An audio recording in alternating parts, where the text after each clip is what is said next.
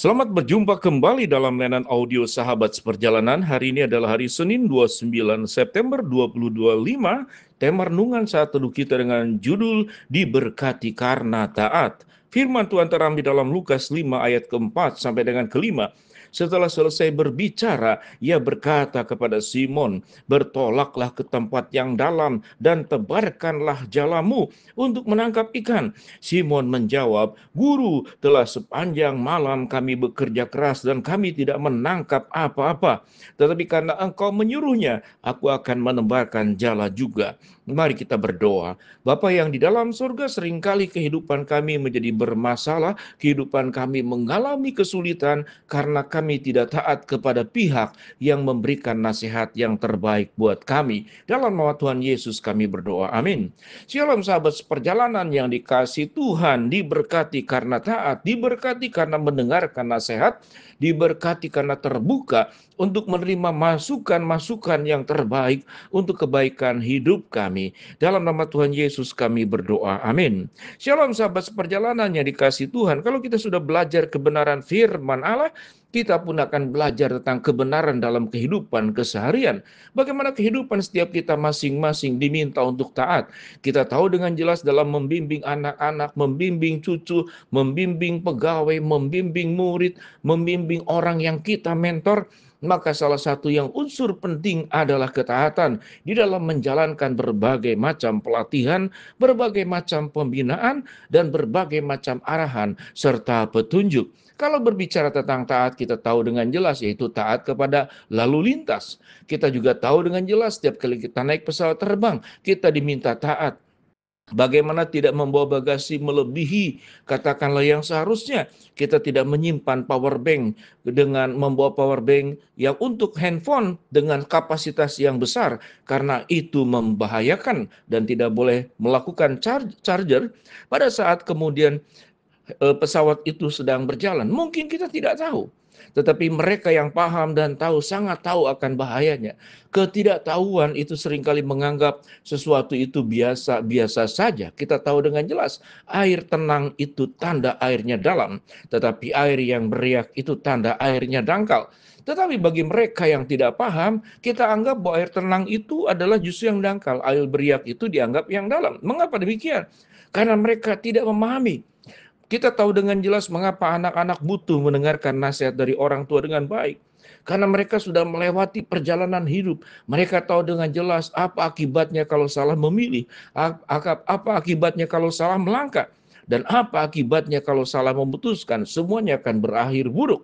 Kita tahu dengan jelas.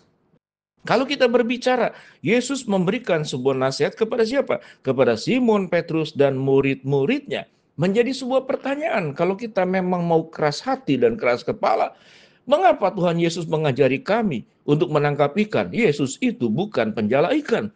Yesus itu adalah, katakanlah, sang guru, rabi, memang gurunya mereka. Tetapi Yesus tidak punya pengalaman.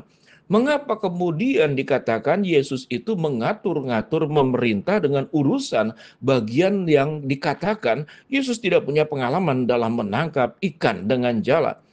Tetapi Yesus berkata, apa yang dikatakan setelah selesai berbicara dan mengajar, ia berkata kepada Simon, "Bertolaklah ke tempat yang lebih dalam dan tebarkanlah jalamu untuk menangkap ikan." Di dalam bagian kelima adalah ayat yang kelima, adalah memberikan alasan bahwa apa yang disampaikan oleh Tuhan Yesus sesungguhnya bisa aku tolak. Apa yang dikatakan? Simon menjawab, "Guru, telah sepanjang malam kami bekerja keras dan kami tidak menangkap apa-apa." Kalau kemudian Simon tidak punya ketaatan, bagaimana engkau menyuruh kami sementara engkau tidak punya pengalaman dalam menangkap ikan? Engkau bukan seorang penjala ikan. Mengapa engkau mengatur-ngatur? Tetapi apa yang Simon Petrus katakan? Tetapi karena engkau yang menyuruhnya, aku akan menebarkan jala juga. Apa yang terjadi? Setelah mereka melakukannya, mereka menangkap sejumlah besar ikan sehingga jala mereka itu mulai koyak. Sahabat seperjalanan, artinya sesuatu yang kita anggap benar, yang kita sudah pengalaman, kita sudah menjalaninya, itu keseharian kita, itu keahlian kita. Tetapi kalau ada orang yang memberikan masukan dari sudut pandang yang lain, apalagi ini adalah dari Tuhan. Tuhan adalah sumber pengetahuan, Yesus adalah sumber yang maha tahu, Yesus juga sumber kesembuhan, sumber keselamatan, sumber kekuatan.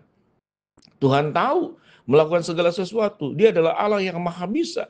Dia menciptakan segala sesuatu, apalagi dengan urusan menjalaikan.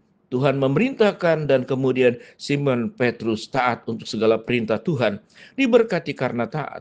Kalau kita berbicara tentang kehidupan kita, biasanya setelah kita punya keahlian tertentu, kita paham, kita punya pengalaman, cenderung orang yang pandai, orang yang merasa sudah pengalaman, orang yang sudah merasa paling tahu, biasanya orang tua kepada anak, atau mertua kepada mantu, atau majikan kepada pegawai, bahkan guru kepada murid atau dosen kepada mahasiswa, mereka merasa levelnya sudah di atas. Ketika merasa diri itu tidak membutuhkan lagi nasihat, maka di sanalah pintu berbagai macam masalah bisa timbul dan terjadi.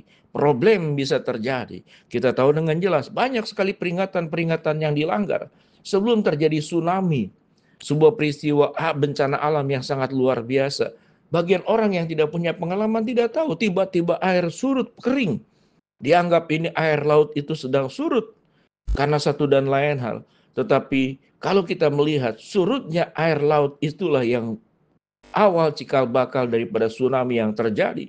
Setelah itu air laut akan berbalik, membinasakan, mematikan, menghancurkan semua yang dilaluinya, mencapai darat sampai sekian jauh ke daratan.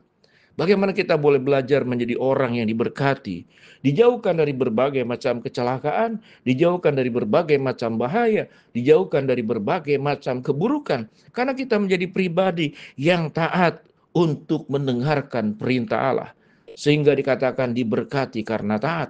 Mari kita belajar untuk menghilangkan dosa-dosa keras kepala kita. Mari kita menghilangkan dosa-dosa keras hati kita. Mari kita menghilangkan dosa-dosa merasa paling benar, paling tahu, paling mengerti, paling terampil, paling terlatih.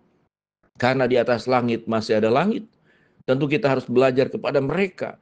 Bahkan peringatan-peringatan yang sederhana mungkin dari anak kecil sekalipun, dari seorang ibu yang sederhana. Tapi mereka memahami bagian-bagian tersebut untuk kita berhati-hati. Kita tahu dengan jelas banyak peristiwa kehidupan ini karena tidak berhati-hati. Sahabat seperjalanan yang dikasihi Tuhan, pemadam kebakaran seringkali mengingatkan bahwa di rumah, di tempat makan, di dapur, di daerah yang tentu yang lebih berbahaya, itu harus disediakan pemadam api yang sifatnya itu portable. Pemadam api untuk rumah tangga. Tetapi banyak yang tidak, katakanlah, memperhatikannya. Suatu waktu, istri saya ada di dapur, kemudian memasak, lalu tiba-tiba gas itu naik ke atas. Dan itu kemudian memang membakar sebagian. Namun dengan bijaksana Tuhan, dengan ketenangan, karena dia sendiri di rumah. Dengan perlahan-lahan mau dibawa keluar, kemudian di luar juga ada mobil, bisa terbakar mobilnya. Tapi dengan perlahan, dengan kesabaran dan ketenangan, ditutup dengan kain basah berkali-kali, dan itu tidak mudah. Sampai satu jangka waktu tertentu dan benar-benar padam. Pengetahuan dari mana bahwa api bisa dipadamkan dengan kain yang basah, supaya oksigen tidak ada, api bisa mati. Karena mengapa? Karena taat kepada nasihat. Biar kita menjadi orang yang diberkati karena taat kepada nasihat. Kita berdoa. Bapa dalam surga, hamba-Mu berdoa yang sakit Tuhan sembuhkan, yang sedang menghadapi masalah Tuhan bukakan jalan, yang sedang berdoa Tuhan kabulkan sesuai dengan waktu dan cara serta rencananya ya Tuhan. Jadikan kami pribadi yang diberkati karena kami taat. Dalam nama Tuhan Yesus kami berdoa. Amin.